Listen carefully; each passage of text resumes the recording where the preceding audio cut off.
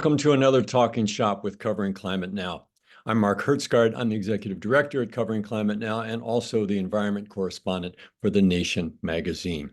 We're talking today about the insurance crisis as it relates to climate change. We're very glad that all of you are with us. And I want to just say before we get into that, for those who may not know, Covering Climate Now is a global collaboration of more than 500 news outlets that reach a total audience of billions of people a day. We're organized by journalists for journalists to help all of us do better coverage of the defining story of our time. You can go to our website, coveringclimatenow.org, to see a list of our partners, to apply to join this collaboration, to participate in our annual awards program, and to sign up for our newsletters and newsroom trainings, all of which are free of charge. Now, to insurance and climate change. Weather forecasters in Southern California are saying today that the region continues to face a high risk of fires, thanks to exceptionally dry and windy conditions. But meanwhile, the mega fires of the past 2 weeks have already demonstrated that an overheated planet threatens not only people's lives, but also their access to affordable insurance. Absent fundamental reforms, homeowners, renters, and even the world economy stand to suffer. The Financial Times reports that a key global watchdog, the Financial Stability Board in Switzerland, has said that climate change is, quote, increasingly likely to trigger broader panic in financial markets, unquote.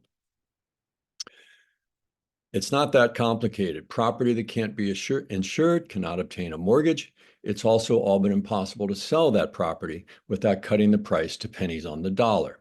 And since homes are the single largest asset for most households in the United States, slashing their resale value could crash housing markets.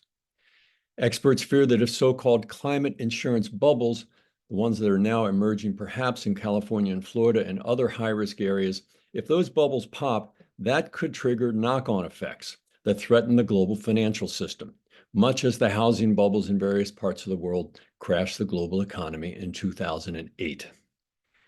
Okay, I realize that's a lot of economics to throw at you all at once. So to bring this into sharper focus, let's watch a 90-second clip that our colleagues at CBS News, one of our key partners at Covering Climate Now, have done on this. Last year, Ben Tracy, then CBS's national climate correspondent, visited a mountain community east of Los Angeles that insurance companies were already fleeing.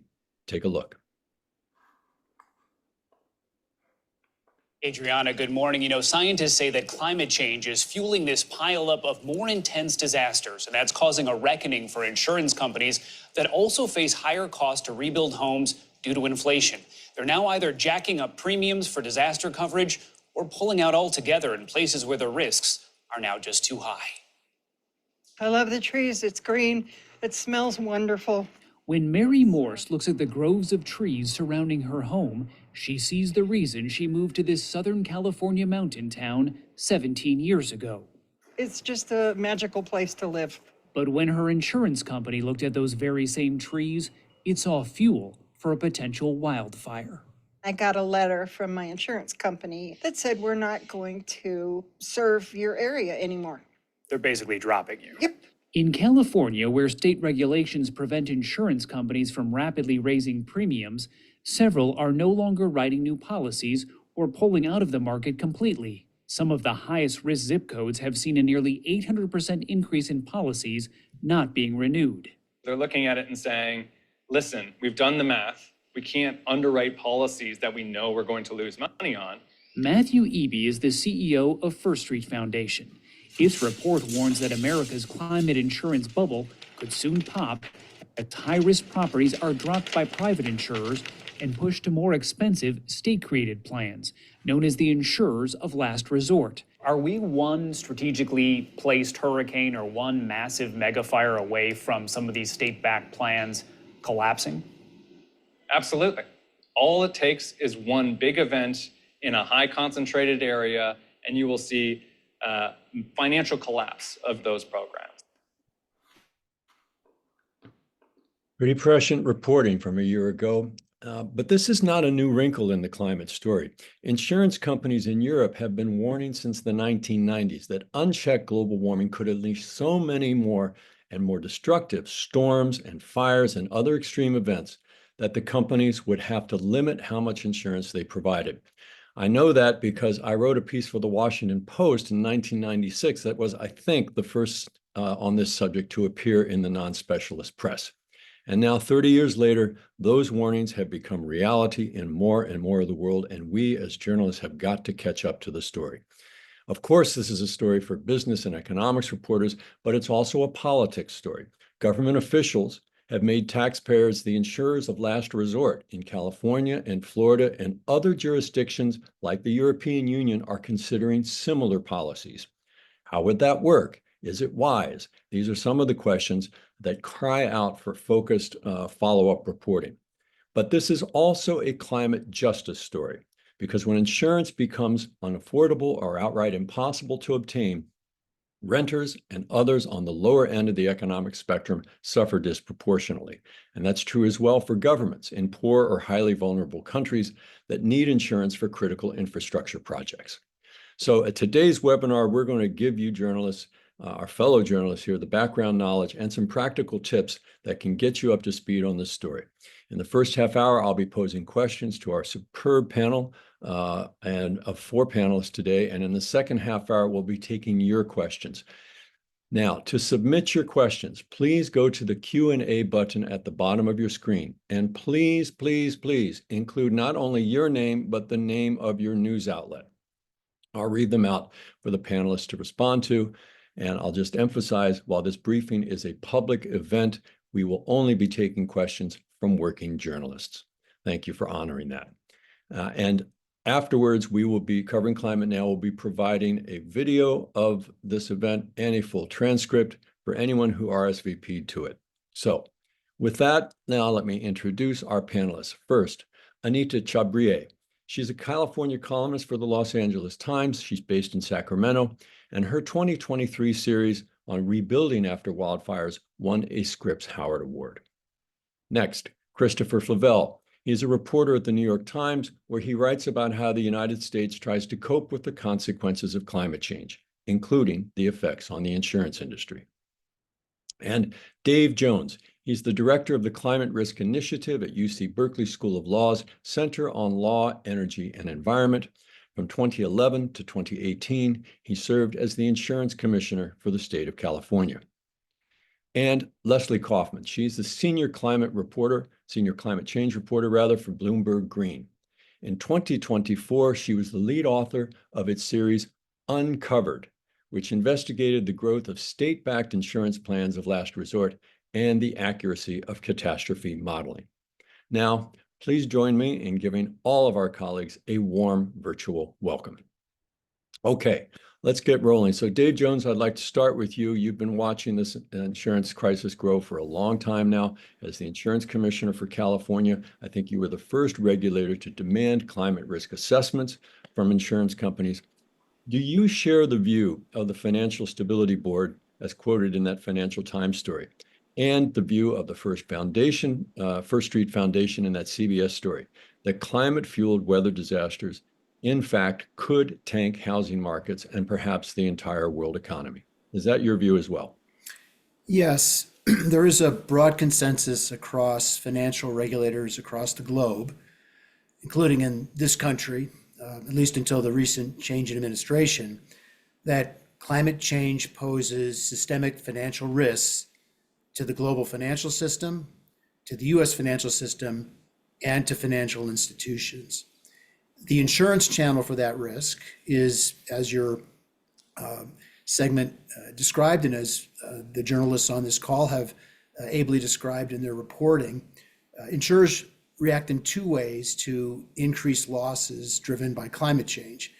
1, they raise price, and 2, they stop writing insurance and they stop renewing insurance. And both those things are happening across the United States at various levels of acuity based on the severity of the extreme weather-related events that are being driven by climate change, which in turn are being driven by global temperature rise and our failure to transition from fossil fuels and greenhouse gas emitting industries.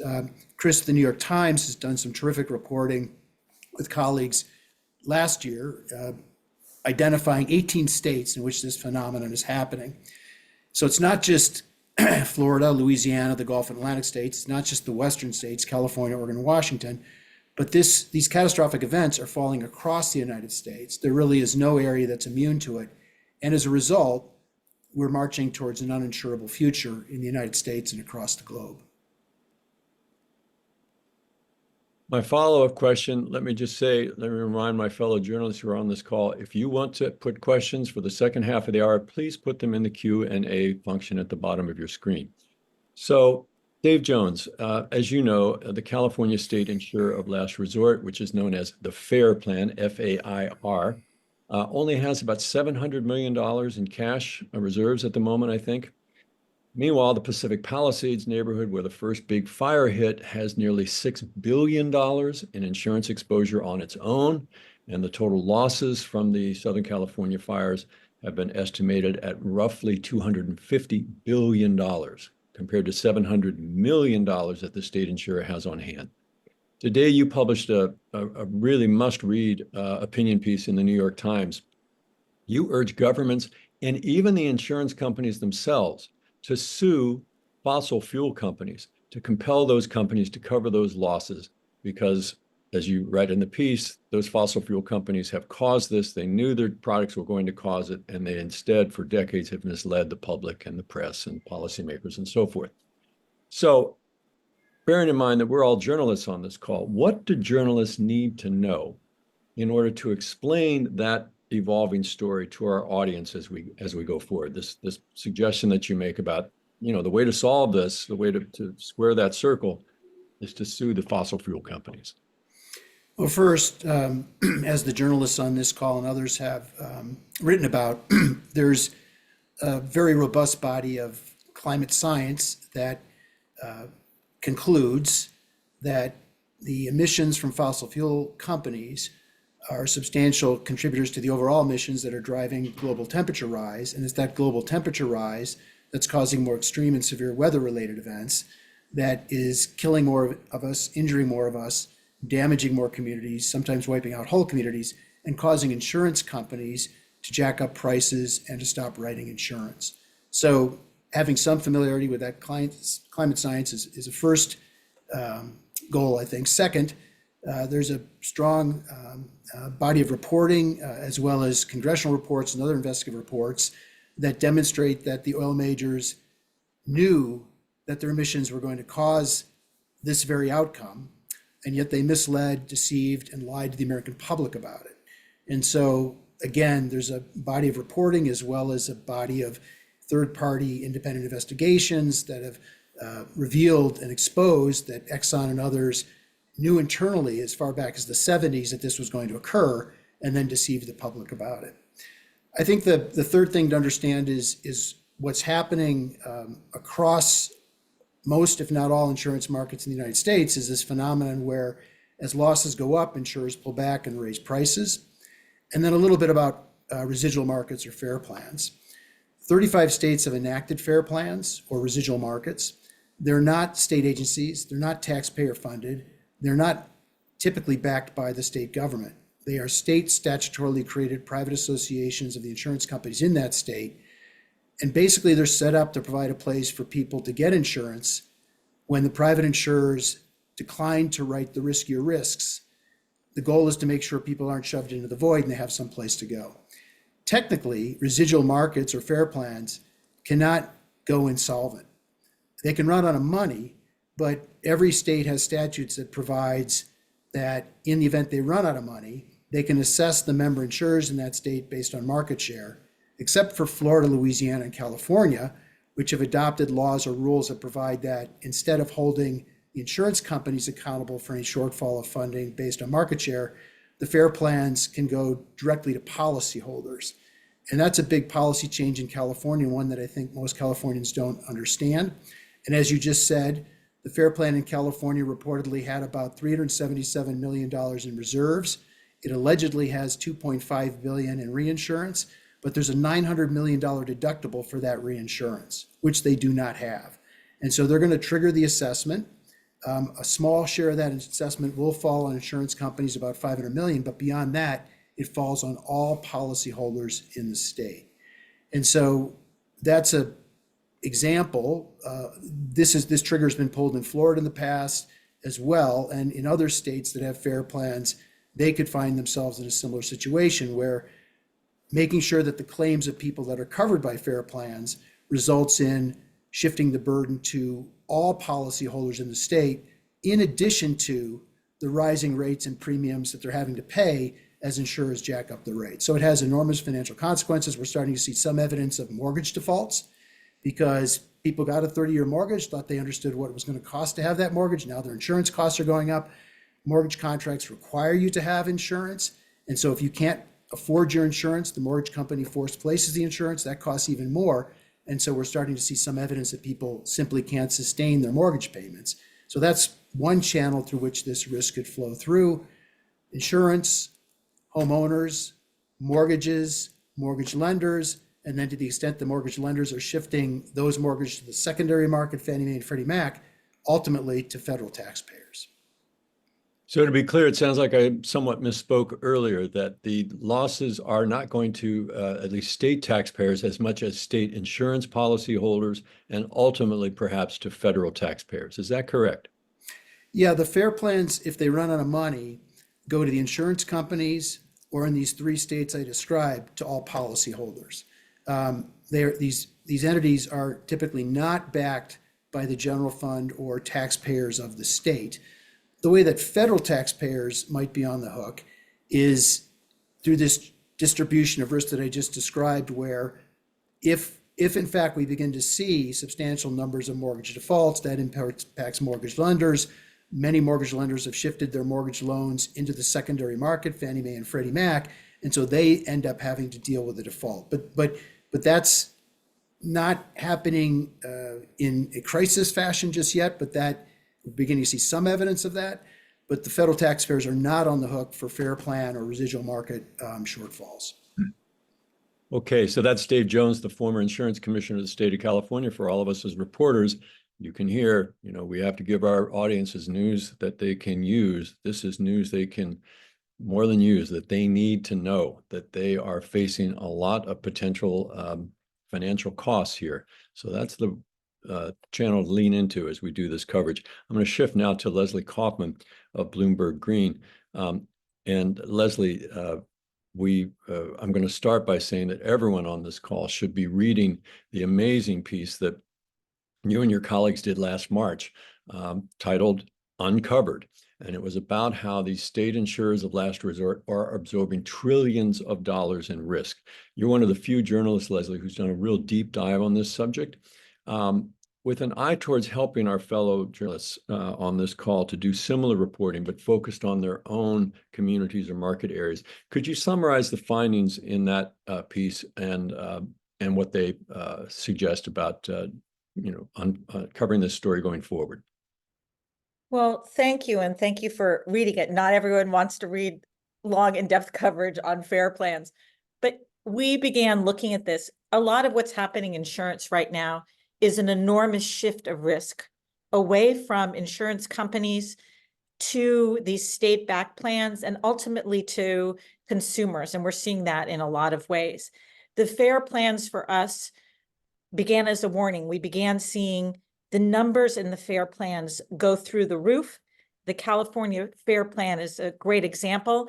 The amount of exposure they have has basically quintupled since 2018.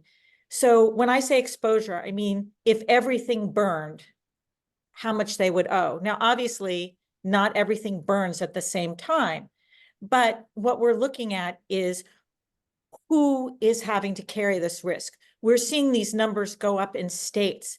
And the reason is, as we've discussed, insurers are getting more strategic. First, they're charging more. They're cherry picking more. They have models, and we've in series covered these models as well, that help them tell where the risk is. So they're moving away from these risky policies, and they can do it in a lot of ways. They can charge more, they can non-renew. There's a lot of ways for them to sort of shift the risk out. And someone has to come in and take that risk. And sometimes it's the state-backed plans. And what we found in those plans is, while there's a lot less surety about how they're going to pay. I heard Dave talk about it. When we talked to Nancy Millman, who's a consultant, Nancy Watkins is consultant with Millman, she talked about sort of wishful thinking about how these things would be paid down the line. Yes, some have assessment power, some have assessment powers on insurance, but it's a lot of risk that people don't want to think about. States want cheap insurance. They want people to stay in the state. They don't want to think a lot about the long-term consequences and the hard decisions they have to make down the line. So this is a story that, as Dave Jones was indicating, is really important for markets all around the country. But I think a lot of us, to be frank, are going to be a little intimidated as sort of, especially if we're a general assignment reporter, we're going to be intimidated about, the complexity of this. We showed that Ben Tracy CBS piece earlier in this hour in order to say, look, you can actually do this as a general assignment reporter. But Leslie, with that in mind, can you give some sort of specific tips about where to go for sources, where to go for valid information about this, who to talk to, beyond, obviously, people should read your piece and all of the other reporting that, again, look in the chat, we've got it right there for all of you. But could you just, imagine if you were out for drinks with some colleagues after work and they were asking you, gee, I really think this is an important story, but I don't know how to get started.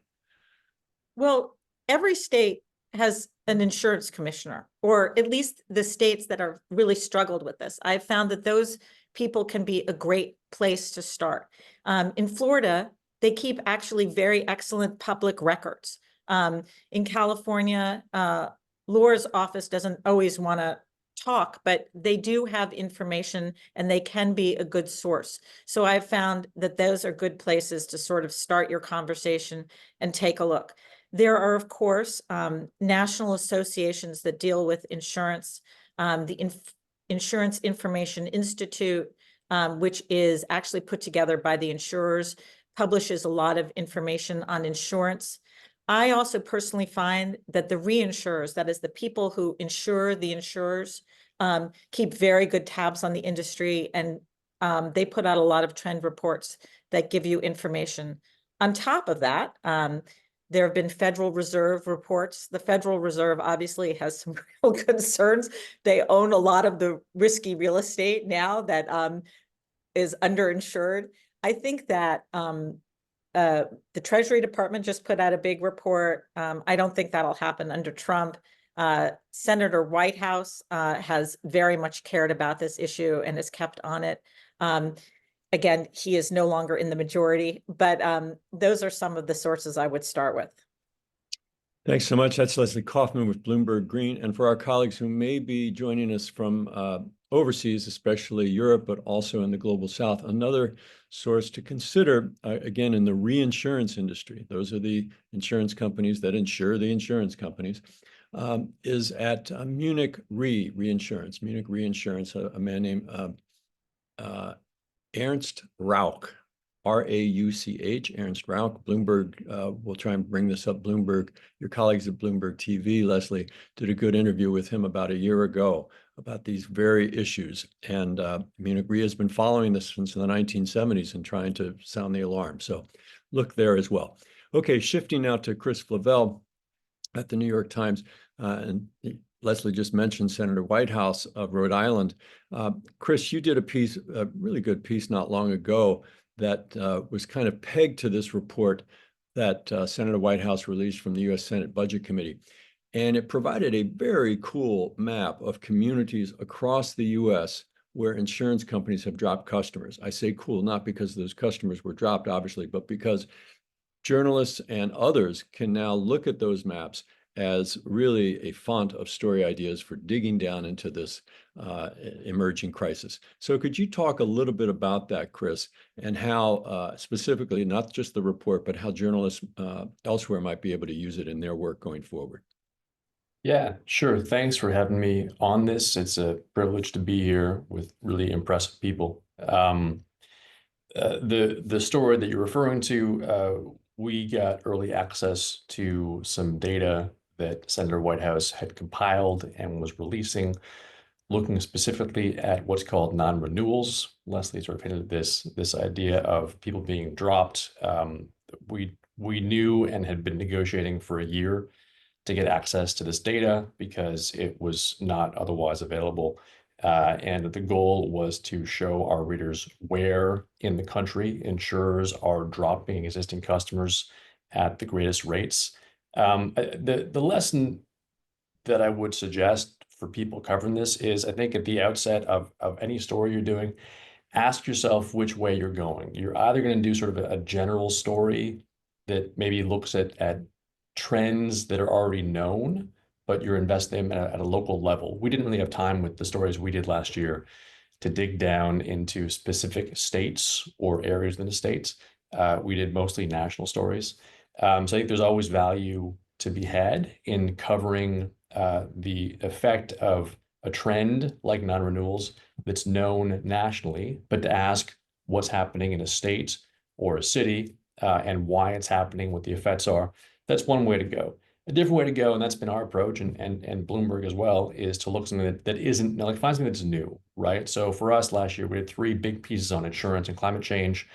One, which you mentioned, was covering the new data on non-renewals. Another was covering new data showing how much households pay for insurance around the country. And a third was new data looking at the effect of climate shocks on the financials of insurers by state.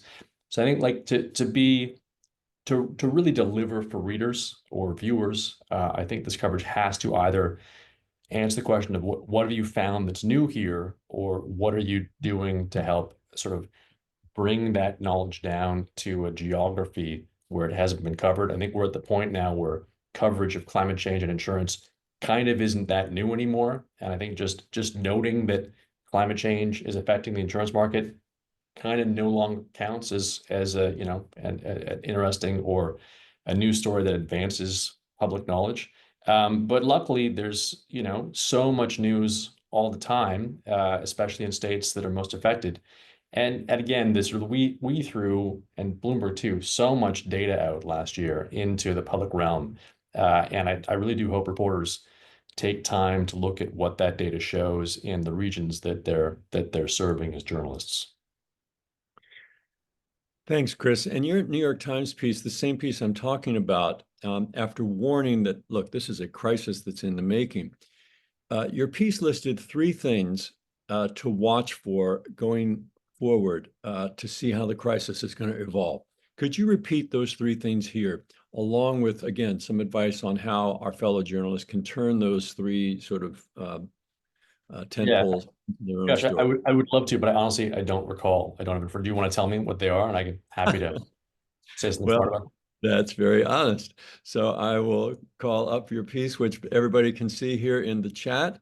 And I read it again last night, but I'm going to quickly scroll to the bottom. And here we go. 3 things.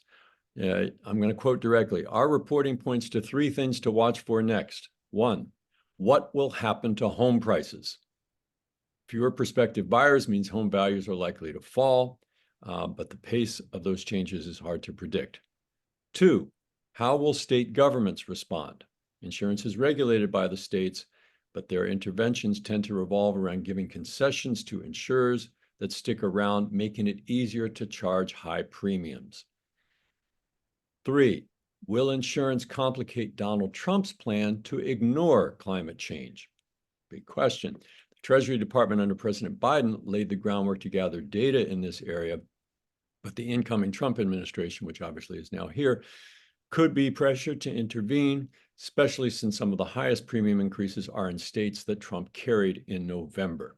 So those are the 3. What will happen to home prices? How will state governments respond? And what about Trump's denial of climate change? And I stand by all those. Those all age well in the last few weeks. The thing that I'd really note for reporters who may be listening is, as Leslie mentioned, I think every state has a state insurance commissioner or something akin to it. Some of them, like in Florida and California, get plenty of press calls. Many of them do not, right? So I'd like for for people who may be reporters or even covering this stuff in states that aren't those states, I think it's really worthwhile to get in touch with your state insurance commissioner and just say, hey, like, what are you seeing? What initiatives are underway to deal with it? What's the news I can break? A lot of these offices, from my interaction with them, don't seem to get many press calls. And I think from a public interest point of view, it's good that they are subject to more public scrutiny. And from the perspective of journalists looking to break news, often it's the case that these offices are engaged in interesting and newsworthy initiatives to try to address the problems we're talking about in this call. And no one knows about it because no one's bothered to call and find out. I was in New Mexico for an insurance story 2 months ago. And they have a really interesting pilot project, which I only mentioned in a single sentence in the story, trying to reduce the risk level from wildfires in one county in New Mexico. And I thought, boy, I would love if I had time to go and write a whole story just on that one pilot project, but I didn't. I hope someone does. And I bet most states would have something similar. And like there just aren't enough national reporters covering this to get to all those states. I really encourage people who are thinking, okay, what can I do on this broad topic in my state? Start by calling your insurance commissioner and just seeing what they're doing to address these risks. Good advice. That's from Christopher Flavelle of the New York Times. I'm going to turn quickly now to Anita Chabria. But first, Anita, let me just, with our overseas colleagues in mind, let me ask a quick follow-up to Dave Jones. Both Leslie and Christopher have mentioned that reporters can go to the state insurance commissioners here in the United States. Well, what about our colleagues who are in other parts of the world? Do those kinds of public agencies exist, to your knowledge, Dave Jones? Do they exist in Europe, in Africa, in Asia, or are there other public agencies that reporters can start their journalism journey on this story on? Yes, just about every country has a national insurance regulator. It's only in the United States, with our propensity for doing things dramatically different from everywhere else, that we regulate insurance at the state level. But every country has an insurance regulator. Sometimes they're combined with bank regulators, sometimes they're alone, but they can be a terrific source of information. And as Chris pointed out, potential stories about what's happening in that country. There's also an International Association of Insurance Supervisors, which is the global standard setting body for insurance regulation. And it's published some important reports around the impacts on insurance globally related to climate change. You mentioned at the start the Financial Stability Board, which is an entity of the G20 that was set up after the 2007-2008 crisis to try to make sure that didn't happen again. Well, they've been charged with looking at the impact of climate change on financial institutions globally. They're a source. And then there are a number of other international bodies that have weighed into this as well. So there's a tremendous amount of materials out there, potentially in context out there globally for stories. Thanks so much. Okay, now we're going to turn to Anita Chabria of the LA Times. Anita, you wrote I must say, a very affecting column for the Times about rebuilding after the Los Angeles fires. And you were urging that everyone, the homeowners, the government officials, the real estate and construction industries, recognize that hasty and misguided policies could backfire. And in particular, they could worsen inequality by pushing lower income people out of what is already quite a challenging housing market in Los Angeles area. Can you explain the general line of argument here and the kind of response you got to that column? Absolutely. I think equity after disaster is such an undercovered story. And it being California, we have our fair share of disasters. And so over time, I've been able to look at communities that have tried to rebuild. And we seem to every single time do the exact same thing, which is #StrongIt. We're going to go in, we're going to fix it, we're going to rebuild fast and better and all this kind of stuff. And the result of that is two things. One, people quickly find out they're underinsured or don't have insurance, and they're not going to be part of the rebuilding, and they're forced to sell to speculators or to wealthier people who can't afford to rebuild.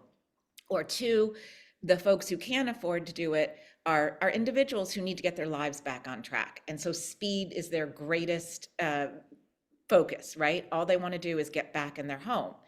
Politicians don't want to get in the way with that. There is absolutely nothing politically popular about saying, hey, let's take a step back, let's slow down, let's maybe do this differently. The insurance companies so far have not exerted power to force people to do things differently. And so what you see over and over again in California are communities that rebuild in these ways that do not, that force out the low income folks, turn property over increasingly to wealthy folks, and build back communities that are going to burn or be destroyed in some way again. That is not sustainable from the insurance perspective or from the human perspective. And so what I'm trying to do now is what I realize is that every single time, we all know all this, we all see it, we live it. The average homeowner has no idea. They do not see the risk in rebuilding. And so I really feel that that's a story that we have to help people to understand is, hey, you really can't just get back on your feet as fast as possible because you're just setting yourself up for tragedy in the future. That's such an important point about the civic role of journalism. Anita, let me follow up on that. California Governor Gavin Newsom has said both that, yes, we're going to rebuild as quickly as possible, but also that we are going to be mindful of equity. We're going to be mindful of long-term sustainability. From your previous comment, those would seem to be somewhat in conflict, the two goals that the governor has stated. Have you been able to do any further reporting on this and just observing, from your perch there in California? How do you think that's playing out, and what can journalists do to shine a light on it? I think California, the governor and the legislature have learned this equity lesson. They see it. But again, it's a very politically unpopular thing. I think the governor and the legislature have done some quick things based on their learning on other tragedies. For instance, they've put sort of a moratorium on speculators trying to buy those properties for a while and things like that. So they're kind of doing the right things, but it's that long run. Are we just going to let the Palisades in particular was an area that everyone who studies this knew was at very, very, very high risk. You saw State Farm pull out of a bunch of policies about 6 months ago. This is a high risk place to live. And what I'm really keeping an eye on is, what do insurers demand? Because I think insurers have a responsibility and a power here. They could simply say, hey, California, hey, Palisades, you have to do A, B, and C as you rebuild if you want us to insure. I think that they sort of have a duty to do that rather than step back and not use their power to make change. And I think that the politicians have a duty to stick with that and not just take the fast road and help people rebuild. That's what I'll be keeping an eye on. That's Anita Chabria of the Los Angeles Times. Do read her column. It's there in the chat. It will both inform you and I think inspire you to be doing that civic role of journalism to help the population and also the policymakers to understand that we really need to be thinking about this stuff differently. So we're going to be shifting now into the second half of the hour. We're a little late there, but we'll get as many questions in as possible. But to do that first, I want to show you just one more 30-second clip of some of the issues that you can be reporting on the climate and insurance nexus. Have a look. When we talk about climate change, often we talk about green energy and clean energy and reducing CO2 emissions, which is really important. But an equally important part, or perhaps even more important part of that, is the adaptation side. Building cities that are more resilient. One of the reasons that there was a shortage of water for some of these fires is because power went out in some of the water pumps because of the fire. There's a whole bunch of ways that we need to rethink how we build our cities and how we live our lives. Because the sort of blunt truth of it is that we have built our world for a climate that no longer exists. Yeah. That's Covering Climate Now's good friend and colleague, Jeff Goodell, who is an author and a journalist, often writes for the New York Times Magazine and also for Rolling Stone, a national correspondent. Check out his book, The Fire Will Kill You First. And Jeff's comments there about how we rebuild going forward, and we're in a world that is not built for the emerging climate, that opens a whole area of coverage that all of us as journalists need to be exploring going forward. Okay, so now we're going to switch to some questions. And again, you can keep them coming. We'll get to as many of them as possible. And again, please do list not just your name, but the name of your outlet. And I'm going to start with a question from a colleague of ours in India from Down to Earth magazine.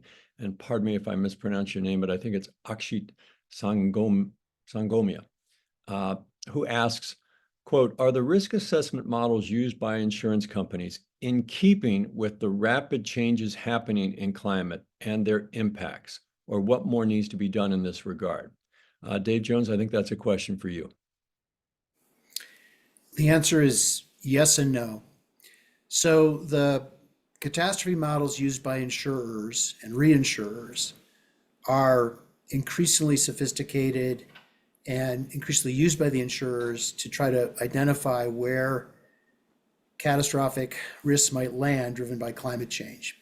There is room for improvement to bring more of the latest climate science into those models to make them better.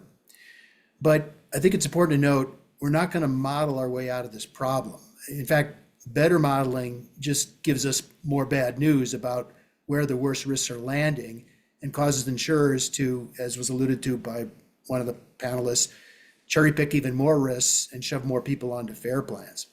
Then there are the models that are used at the home by home, business by business level, which in this country are called risk score models. And those models are good enough to tell the insurers from their perspective they don't want to write the home or business, but do not account for landscape scale, community scale, or even property scale mitigation. The models are technically able to account for this, but in jurisdictions throughout the United States, they're not required to have the models account for this on the underwriting side. And as a consequence, people will invest in home hardening, defensible space, they'll be in a Firewise community, they'll pay through their federal, state, and local taxes for landscape scale forest treatment in the wildfire context or other mitigations, and they get no credit for it in the model. And that will only change. That's something insurance commissioners can change because they control rating in the US to the extent they do. They don't control underwriting. That will require a state legislative change because only state legislatures in the US have authority over underwriting. In other jurisdictions, the insurance regulator does have the authority to require the models to incorporate mitigation. And I don't know specifically in India what they're doing, but there is regulatory authority in other jurisdictions to require mitigation to be accounted for. Thanks. Here's a question from a colleague of ours in New Orleans at the really excellent digital site, The Lens. This is from Delaney Dreyfus, who asks, this is for you, Chris Flavelle. Why is data missing from Texas regarding how many policies have been canceled due to non-payment through 2022? Why is data missing from Texas? Yeah, the question refers to a story we ran, I think it was last week, pretty sure it was last week. We got early access to Department of Treasury data, which showed, among other things, people dropping insurance. The data collection was done by insurance companies in collaboration with state commissioners, in collaboration with the National Association of Insurance Commissioners. The explanation we got from Treasury was that not all states adhered to and complied with the data collection requirements equally. And for Texas, for whatever reason, not all of the fields of data requested by NAIC and Treasury were filled in. So Texas, and I think we discussed this briefly in the methodology to that story, Texas had some extra holes in the data that wasn't true for other states. Why that's the case, I don't know. Now a question from our colleague at the Miami Herald, another Covering Climate Now partner, from Denise Ruby, who asks, could you speak more about the relationship between insurance companies and reinsurance companies? I often hear that insurance companies aren't going to pull out or drop policies as long as they get reinsurance. Leslie Kaufman, you mentioned reinsurance companies. What's your take on that? And maybe Dave Jones, you might want to chime in as well. Yeah, so insurance companies have a lot of ways to cover risk. One, they take in premiums and they invest that, but they also buy reinsurance. Now, they buy different amounts of reinsurance. reinsurance is not regulated the same way insurance is regulated. Often places like Munich Re, which Dave mentioned, or Swiss Re are not United States companies. And so they do not have to follow the state by state regulations. So they've been raising prices pretty heftily. Now, different insurance companies rely on reinsurance different amounts. We're particularly worried when we see an insurance company that has a very high rate of reinsurance. We have written about those. That means we think that they are not properly capitalized. But the long and short of it is, one of the reasons that insurance prices are going up in the United States is that reinsurers who are offshore have looked around and said, there's a pretty high climate risk that is not being accounted for. I did an interview last year with the chairman of Swiss Re, and he basically said to me, we're going to keep on raising rates. We don't think rates in the United States are realistic, and we're going to raise reinsurance so that we want to see more payments. And the other thing they've done, and this is important, they've raised deductibles. So if you look at severe convective storms, which didn't used to be an issue, but which in recent years have caused a great amount of insurance damage, they've raised their deductible essentially to the insurance companies on how much they'll cover of that. They've said, we don't want those small events. We just want the big events. So I think reinsurance is a very important part of this story. That suggests another follow-up story for reporters everywhere, especially here in the United States. Will those reinsurance companies in Europe look at Donald Trump's incoming administration and his promise to drill, baby, drill, and essentially make climate change worse? Is that going to lead those companies to say, oh, climate risks are going to be higher yet in the United States, and perhaps raise their rates again? So interesting idea to look into. And here's another question that speaks to follow-up stories that would be done, I think, especially at the local level. It comes from Al Ortiz of CBS News, who asks, what can individuals do to improve their insurability? For example, in their construction and reconstruction policies, buy different materials, landscape planning, location selection, etc. Who wants to jump on that? Dave, perhaps? So there is a body of empirically based approaches to increase the survivability of our home from different perils. It's referred to as home hardening, and in the wildfire context, also defensible space. And the Insurance Industry's own research institute has done a lot of empirical work on this, and happily so. So depending on your state, depending upon the nature of the peril that's hitting you, whether it's hurricane, wind, flood, wildfire, severe convective storm, there are things you can do, and you can get advice from building officials with regard to these things that you can do to make your homes more survivable. Now, they're not a guarantee the home's going to survive, but in the wake of the Paradise Camp Fire, for example, if the home had been hardened, it had defensible space, it had a 50% higher chance of surviving than those that did not. The problem, as I alluded to earlier, is that in the United States, the risk score models used by the insurers to decide whether to renew or write your insurance are not required to and do not account for those mitigation efforts.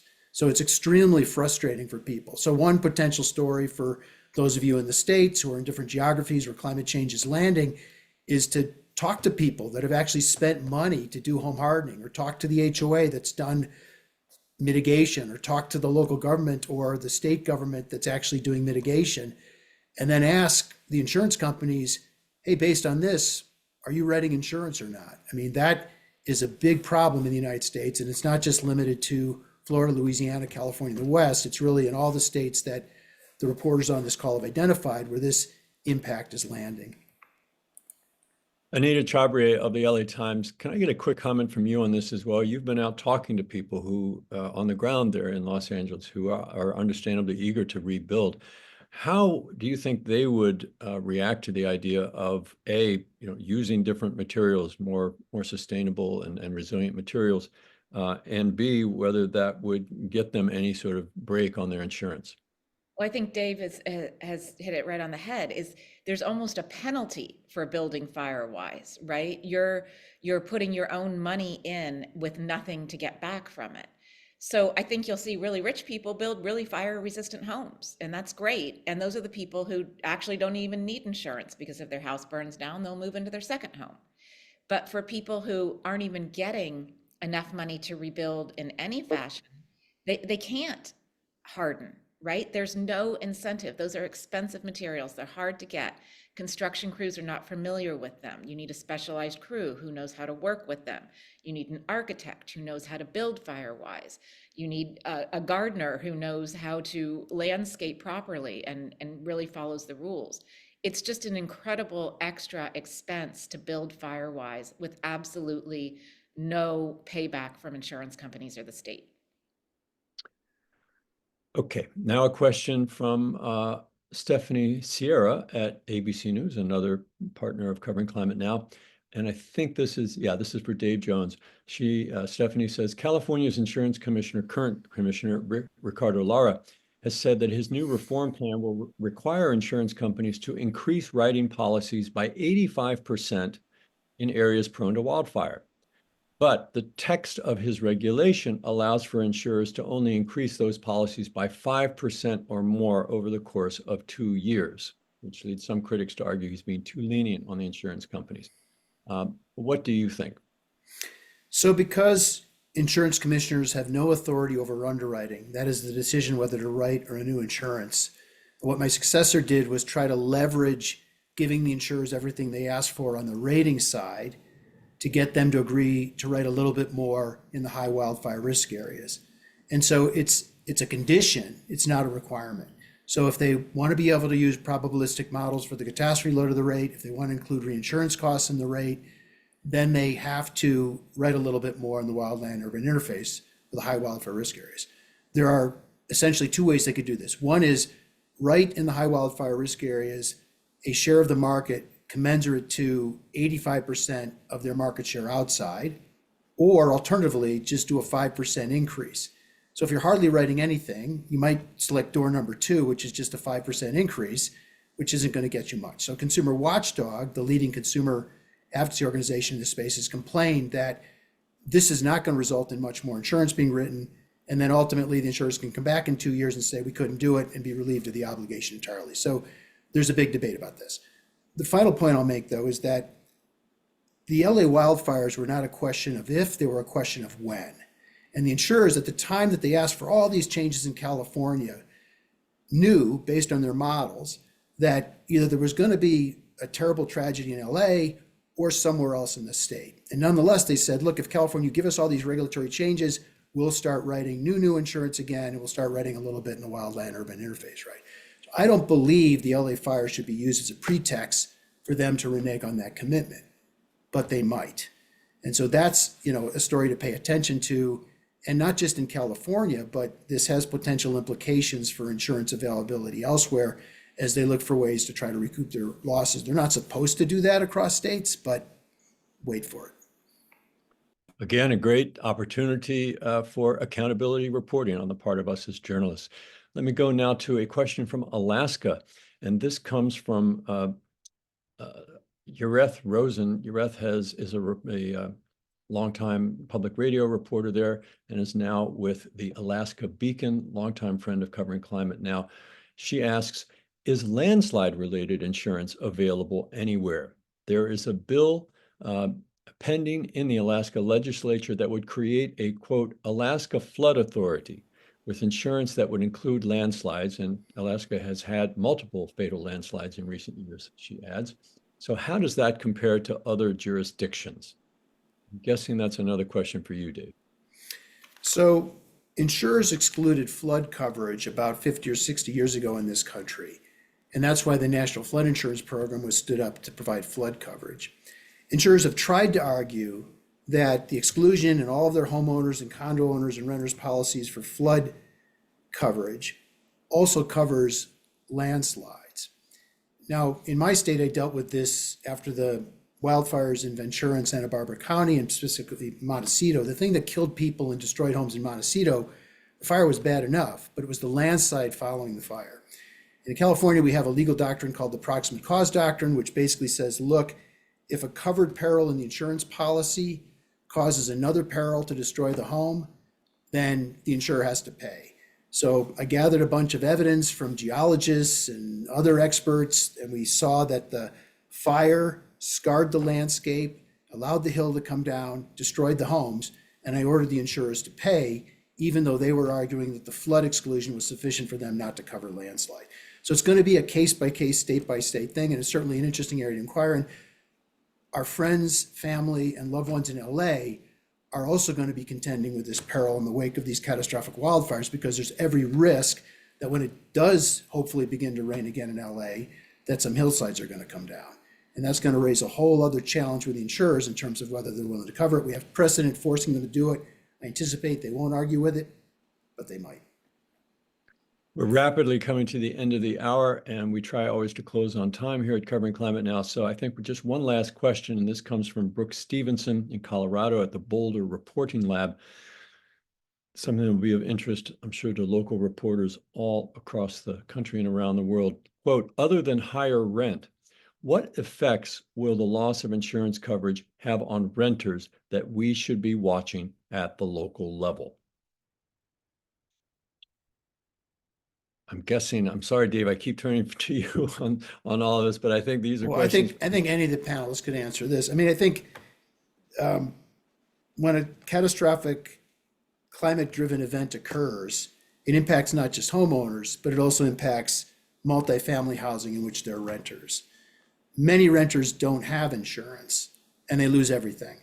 And FEMA at best might provide you with $5,000, $10,000, $15,000, $20,000, maybe $30,000 for homeowners, not so much for renters. And the same problem with climate change driven catastrophic events is also causing insurers to jack up prices for renters insurance and increase deductibles, all the phenomena the other journalists have reported. So climate change is driving us towards an uninsurable future, not just for home insurance, not just for business insurance, but for renters insurance too. That has all sorts of distributional and equity consequences, because a disproportionate share of people renting are low income, disproportionate share of them are people of color. And so they really are the biggest losers when these disasters occur, because they typically don't have insurance and really very, very little to fall back on to try to recover. That's Dave Jones. He was the former insurance commissioner for the state of California. Read his piece in the New York Times today, urging that fossil fuel companies be compelled to pay for these damages to at least cover some of the costs of the damages in Los Angeles and elsewhere. And sadly, we as journalists are going to have a lot of news pegs for this story going forward.